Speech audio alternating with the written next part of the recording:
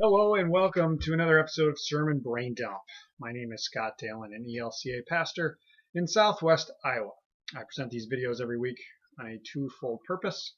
The first of all is to help move my brain out of the mode of just pondering on the gospel text for the week and into what I call sermonation mode as I actually write and prepare the sermon that I will preach to my congregation on Sunday. The second reason for making these videos is just to allow you, the viewer, who have stumbled across this video, whether you are a regular viewer or whether this is the first time and you found it for some strange, odd reason, to just gain a little bit different insight into the gospel text as lined out by the lectionary. And also, in a side note, a tiny little bit of humor because I like coffee. Today's Sermon Brain Dump is brought to you by coffee. I don't have any with me because I already drank it, though it hasn't kicked in yet. The wonderful thing about coffee doesn't ask questions. Coffee just understands. After that strange little foray, this coming Sunday, September 6th, 2015, Labor Day weekend for those of us here in the U.S., the 15th Sunday after Pentecost, our gospel lesson comes from Mark chapter 7, verses 24 through 37. It includes actually two different stories that are kind of sandwiched together. They're both healings that occur. Some people think that they occur within the context of Gentile regions, and we know at least one of the recipients of it is a Gentile individual. The other one we don't necessarily know, but that's kind of a combination of why this seems to be important. And if you're wondering, Gentile, of course, means non-Jewish person, but I am getting way ahead of myself. Some background into this. If you happen to catch last week's video, there was an argument between Jesus and the Pharisees and scribes over matters of cleanliness and whether or not it's okay for the people who follow Jesus to be essentially breaking a Jewish law that really didn't pertain to them in the first place. And a lot of scholars think that story is in there to mark a transition between Jesus doing ministry within the Jewish population, which he had been doing up to this point, and then transferring into the Gentile region or Gentile audience, or kind of however you want to put it, leading into these two stories, and then also into some further stories that will come following this passage. I don't know if that's necessarily true or not. It's an interesting interpretation, but regardless of that, following that debate and time with some crowds and with his disciples, we see Jesus move into this new little section. So with that, Jesus set out and went away to the region of Tyre. Tyre is a city that's right alongside the Mediterranean Sea, really kind of out to the west and a little bit farther north than what would be considered the Jewish territory of Israel at the time. But Tyre is an important, very, very diverse city, seaport there. And so he's somewhere in that region. So he may be in the city, but since it says region, he's probably just within the area of that. But that was definitely considered a Gentile region. He entered a house and did not want anyone to know he was there, but he could not escape notice.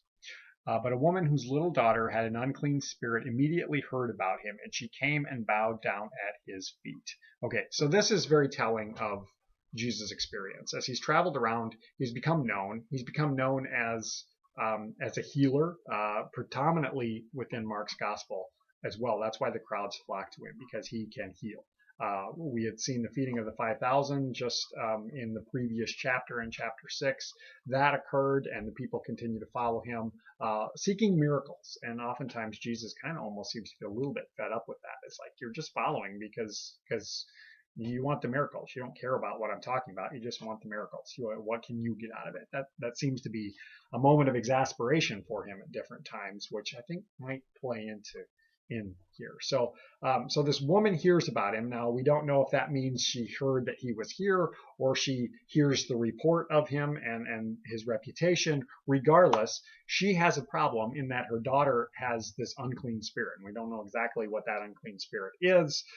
Is it a demon that's possessed her? Is it some sort of illness? I mean, we don't know. There's a lot of different things that were oftentimes attributed to an unclean spirit. But regardless, this woman, she's going to do anything for her daughter, and even she's going to cross cultural boundaries. We hear that she's Syrophoenician. We haven't read that yet, but we're about to. So she's a Gentile. She's going to go talk to a Jew. She's a woman. She's going to go talk to a man. These are big cultural no-nos, and yet she's going to do it. Why? Because to her, her daughter is worth it. Okay. Now, the woman was a Gentile of Syrophoenician origin, as I just mentioned. She begged him to cast the demon out of her daughter. So we see her motivation. She's here for her daughter, as I mentioned. Now, here's where things get a little dicey. He said to her, "Let the children be fed first, for it is not fair to take the children's food and throw it to the dogs." This is almost shocking.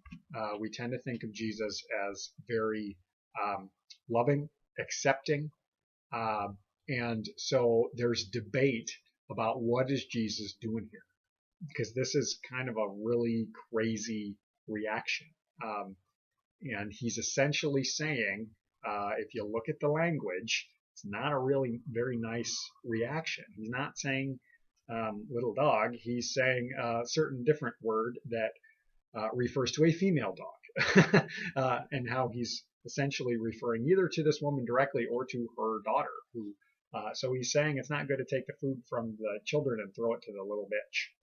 Pardon my French. And that's not how we expect Jesus to react. And there's been different. Well, you know what? Before I go into that, let me kind of finish this section. She answered him, "Sir, even the dogs under the table eat the children's crumbs." Then he said to her, "For saying that, you may go. The demon has left your daughter." So she went home, found the child lying on the bed, and the demon gone. Okay, so that ends the first section, the first story.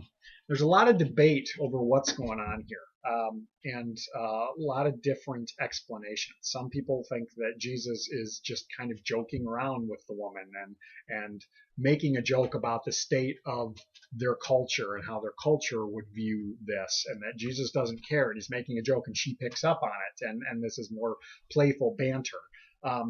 Other explanations are that Jesus knew what was going on, and was testing her to see, is her faith strong enough to back up what she's asking for.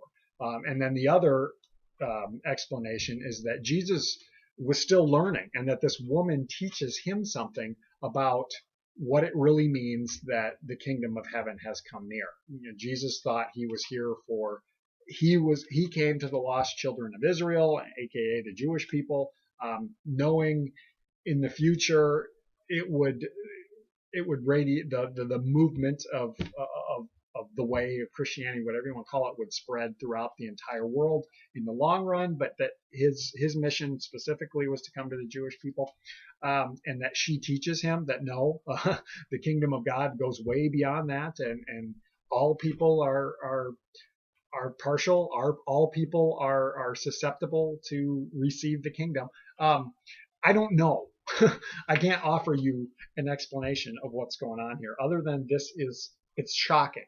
It's just shocking to think that Jesus would respond to someone this way. Yet we think, well, Jesus is human, and he was shaped by his society. So perhaps it shouldn't be surprising that this foreign woman approaches him, two huge cultural no-nos, and basically makes this request of him. We hear about this same story in Matthew, in Matthew's gospel, and we hear that Jesus just ignores her, and his disciples tried to get them to send her away, and yet she keeps insisting. Mark portrays it just a little bit differently, that it's just an encounter between the two of them, and he's kind of like, well, no, I'm not going to do that. The interesting thing about this is, regardless of what's going on, regardless of is this joking banter, or is Jesus learning something, or is this just a product of the culture? Um, she hammers him. The, even the dogs eat the crumbs that fall from the table. And for this woman, that crumb is enough. The crumb heals her daughter. And the amazing thing about it is Jesus doesn't even have to go to the daughter. He's just like, done from a distance. He might as well be texting it in, and yet it works. And that's really, really fascinating. And something that I'm really thinking about focusing on is, what are the crumbs that are enough for us? And do we need a meal, or do we need a crumb? Jesus says faith like a mustard seed can move a mountain. And so maybe a crumb is all that we need. Okay, so that's the first portion. Now I'm going to move into the second story that's part of this. Then he returned from the region of Tyre and went by way of Sidon towards the Sea of Galilee in the region of the Decapolis. Now this is a really weird route. Sidon is actually north of Tyre, where he had been before. And then the Sea of Galilee and the Decapolis are to the southeast. So he's like here, and in order to come down here, he goes up here. Why? Why would it even tell us that? Who knows? We don't have an explanation. We just know that Jesus meanders, because it seems to be what he does. They brought to him a deaf man who had an impediment in his speech, and begged him to lay a hand on him. He took him aside in private, away from the crowd, and put his fingers into his ears, and spat and touched his tongue. And looking up to heaven, he sighed and said to him, Ephphatha, kind of a weird word there, that is, be opened, and more specifically, be opened completely, is the Greek there. Immediately his ears were opened, his tongue was released, and he spoke plainly. Then Jesus ordered them to tell no one, but the more he ordered them, the more zealously they proclaimed it. They were astounded beyond measure, saying, he has done everything well. He even makes the deaf to hear and the mute to speak. Okay, so that's the second portion of the story, the second story within the story. A second healing.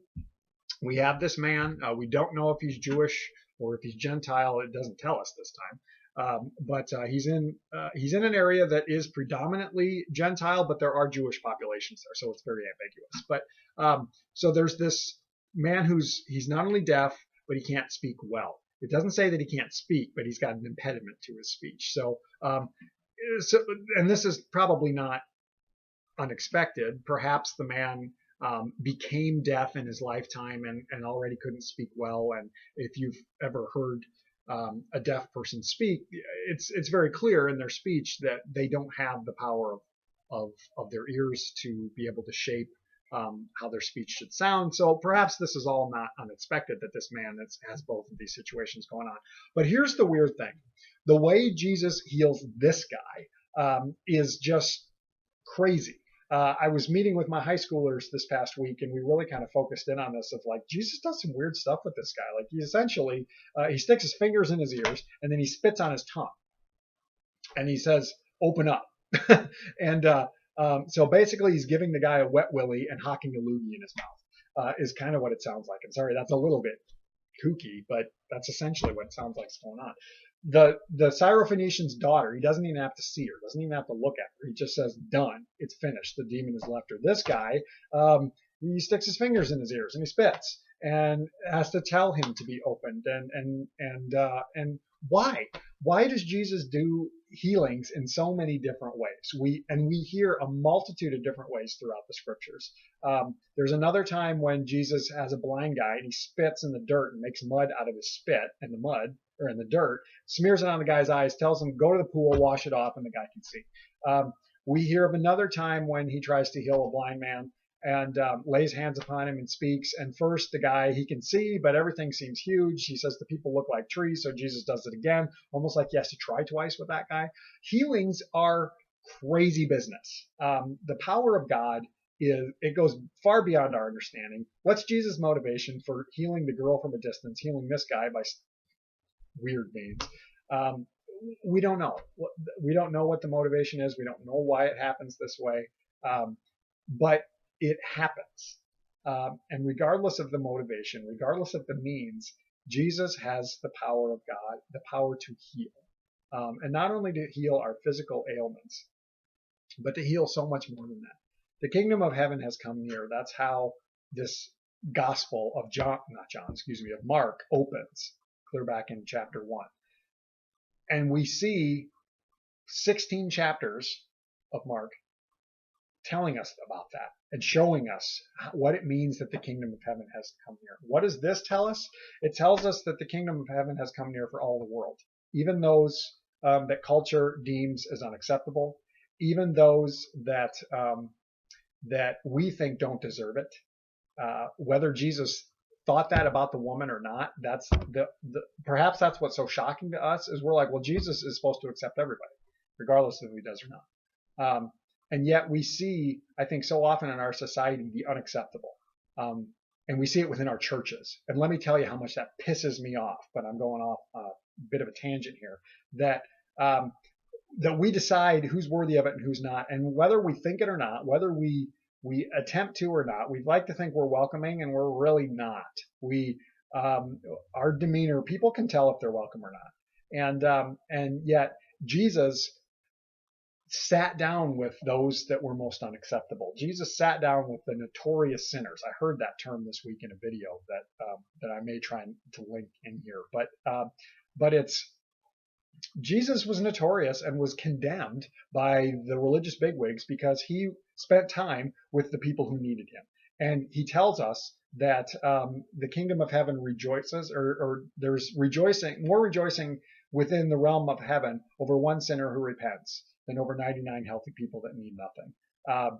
So what's that telling us? I think all of this in combination of the Syrophoenician woman, especially of she's unacceptable to him for a multitude of reasons, and yet for whatever motivation is going on here, and we don't know, the healing happens. The kingdom of heaven is for her, whether she tells him that or whether he already knows it. We see that it is. And we see that the kingdom of heaven is for broken people. And that when we receive the kingdom of heaven, it doesn't fix us. It doesn't, well, it changes us, but it doesn't solve every problem.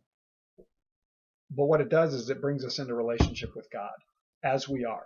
We are deemed acceptable by God, and that's a wonderful thing. I'm looking at my clock, and I see that it's gotten pretty lengthy here, longer than I usually like to. So I'm going to wrap this up. But if you have any thoughts or questions or comments, please share those down in the comment section. I always love to hear from you.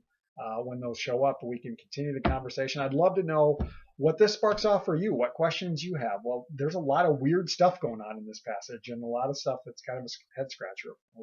What? Why would that happen? So please share those down there. And otherwise, I hope you have a great week. We'll catch you next time, and God bless.